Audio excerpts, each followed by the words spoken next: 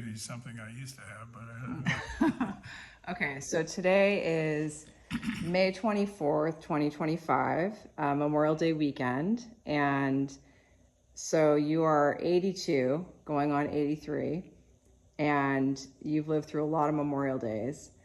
And I think that we've definitely grown up with a lot of patriotism in our lives. And one of my favorite memories with you, or all through the years, has always been going to any baseball game, any Kings game, hockey games, baseball games, Angels games, and just being able to like have huge amount of pride when they do the national anthem, and always standing by you during that. And it's always like a feeling of supreme pride in our nation and our country and our flag. And I think I got that a lot from you, and obviously from Mom and our lineage of family that's been amazing patriots. So I know you have a lot of experience, especially being in the Olympics and representing our country as a proud American. But what do you think has made you, what does freedom mean to you? I think that's the best way to ask you. Well, freedom is very rare, and well, our whole family has been blessed with having the freedom that we've had, and being able to choose where you go and what you do, and what your goals are, and it's anyway. I think I know my dad especially instilled it, because he worked on the Manhattan Project during World War II, and which is why it was up in Washington in the state of Washington, where they were working on the plutonium bomb, the Fat Man bomb, and but he never talked about it because it was top secret and nobody talked about it. It was so in the 50 years I was home, or I don't even know if I was home for that long, because I left home when I was well. We didn't stay at. I was only at the Washington, or where in Eastern Washington, where the Richland, where we lived for 2 years in Washington. That was the only time that I was around there. But and we never were really around the military that much, because it was all industry that we were around. But we moved around all the time. But one of the things that we did is, when he became the director of operation for HK Porter in Ontario, Canada, we moved up there. We moved to Toronto, and so then I kind of, and I went to Ridley, and which is Canadian, and it was English, like an English prep school, sort of. It looked a lot like, I'm trying to remember the Harry Potter. It looked like the dining hall looked like the Harry Potter. As a matter of fact, that's what Mom said when she walked in there. She said, "Oh my God, this looks like," because it had a head table up front that was raised, and then it had all these tables with 12 positions. It was like 10, 5 at a side, and 1 on each end, and it was like, but anyway, but up there, you didn't. You really appreciated the fact that you were from the USA, but you didn't dare talk about it, because they were so patriotic, for Canada, Canada for Canada, and so so you know, you sort of really appreciate, okay, yeah, well, I got to be careful, you know, what I say or what I, you know, because I don't want to tick all the rabid Canadians up here off for saying how great America is, because they didn't buy that. But sort of rambling on, later when I went up to the Calgary Stampede with Mom, and we went to Alberta, uh, I was in a bar or a dining hall or something, or no, it was like a diner in Calgary, and I was in there, and all these guys were. I got talking to some of the guys, and they were saying, "Boy, well, you know, it's Trudeau, because it was the Pierre Trudeau was the first Trudeau, and so he was in power, and he said he's totally worthless, and they're milking us dry, and they're taking all our research, all our minerals and oil and everything, and spending it on Quebec. You know, it's all going back east, and we don't get anything." And said, we're thinking about joining the U.S. And I said, whoa, you know, because I had in Eastern Canada, I'd never heard anything like that, where it says we're tired of this. Yeah. But anyway, that's sort of diversion from the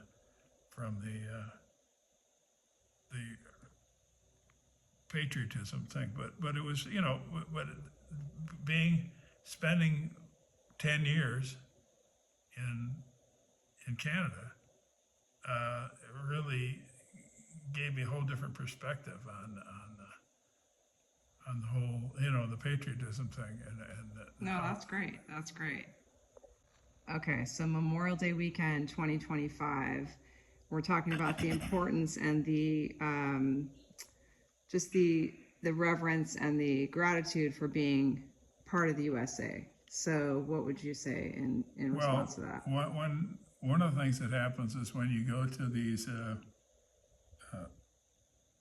Olympic events, and you're traveling around, and you go to Mexico City, and you have these Cuban guys that walk up to you and say, "Hey, will you trade a sweatsuit for a pair of jeans?" And we'll say, "Yeah, sure." You know, because they were getting communist made jeans from somewhere, and they put a new pair of jeans on, and the leg would rip off, or you know, they put their foot down the leg, and it was so bad, and so they would trade anything for a pair of jeans, and then it also in Mexico, the Czech team was there, and right when we were there, the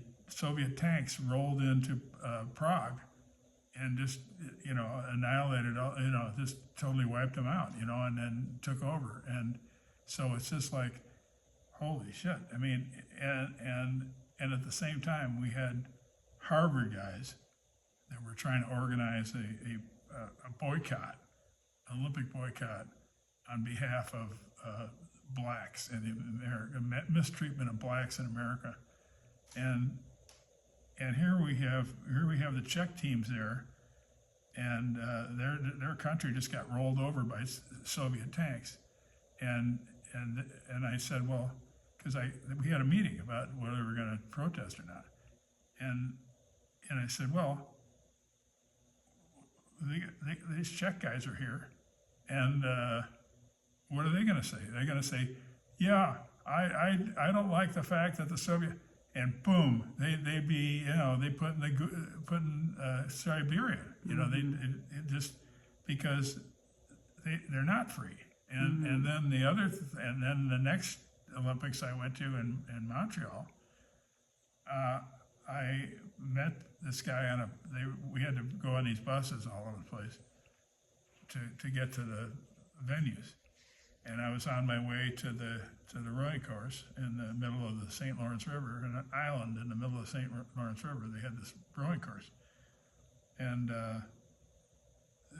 so I'm on the bus, and I sit down next to this guy, and I start talking to him. He speaks perfect English, and he's from Romania, So I said, "Oh yeah, okay, great." And he said, "Wait," I said, "Well, I was in the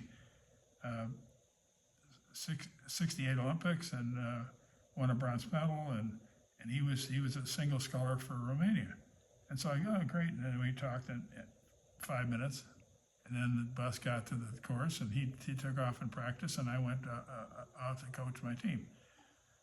And anyway, 2 days later, he shows up in the Olympic Village, and they had this like community center. And anyway, then a lot of people, and I brought all this stuff to trade because in Mexico, people were trading everything. I mean, and we had, that's another story about why you're glad to be an American, is these Soviet guys in Mexico showed up at our dorm and said change, which it was an English word that everybody, if you're from Mongolia, you understood what change meant. Change meant, okay, what do you want? Do you want to trade pins, hats, jackets, shirts, trousers, whatever, watches? And so anyway, these guys from Russia showed up at our dorm room in our building. They were in a different building. And they showed up and they said change, and then they started stripping, and they stripped off their shirts and their pants and their shoes and their watches, and they changed everything. They went out of there with everything changed except for their underwear. I mean, so in other words, but anyway, everything was so hard to get, and those controlled, and also. Anyway, it was a lot of things, but anyway, so getting back to Montreal, so I'm sitting there in trading stuff in the Olympic Center, where it was sort of the social center, whatever, and it was where they served meals, and then also they had dances and they had all kinds of stuff. But anyway,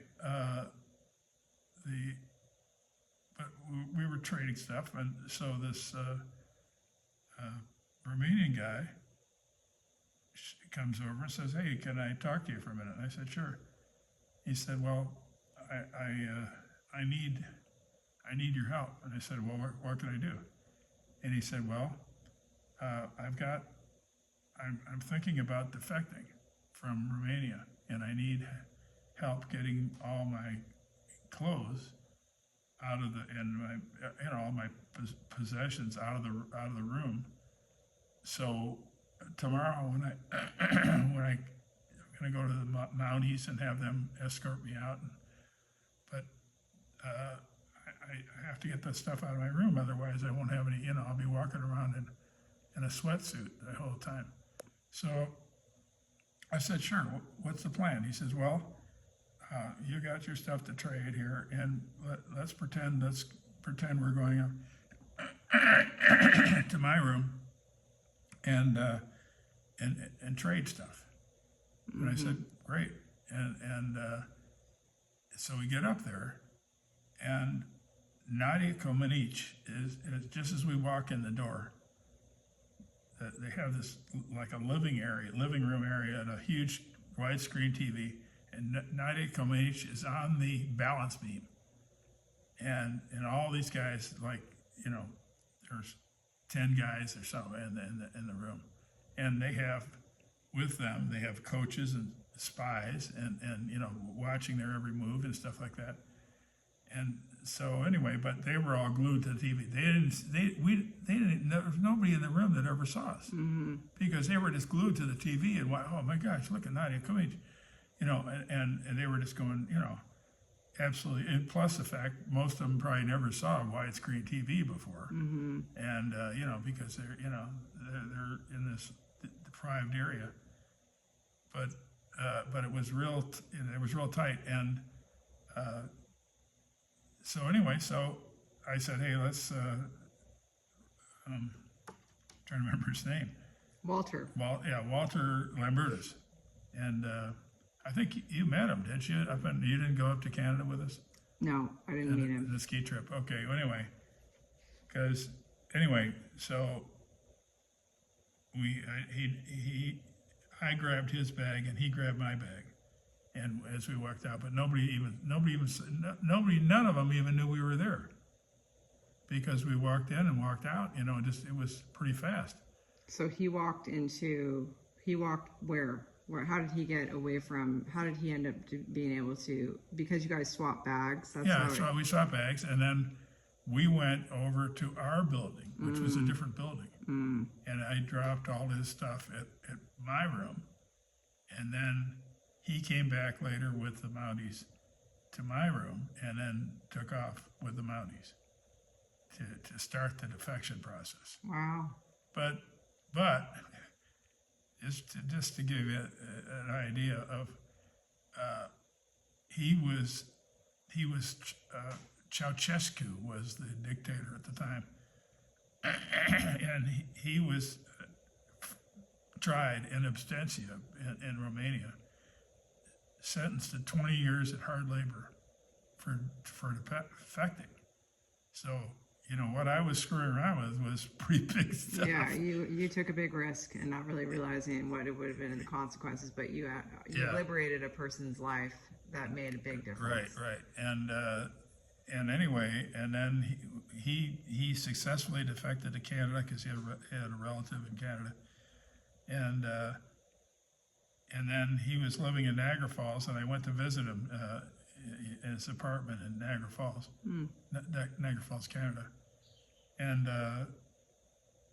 he had an apartment with 4 locks on the door, a rope ladder ready to drop out the window, and because of the secret police, and he had an arrangement with a fellow in Germany or somewhere like that he would mail letters to his parents, and this guy would change the envelope and change all the, and then he would send the letter to his parents from Germany, and because so they couldn't trace where the letter came from or where he was. Wow. And so this is, so that definitely shaped your appreciation for and freedom isn't free. It's just, it's like. Yeah. So that's why and then there's just all the gifts that we've gotten over the years. I mean, just the opportunity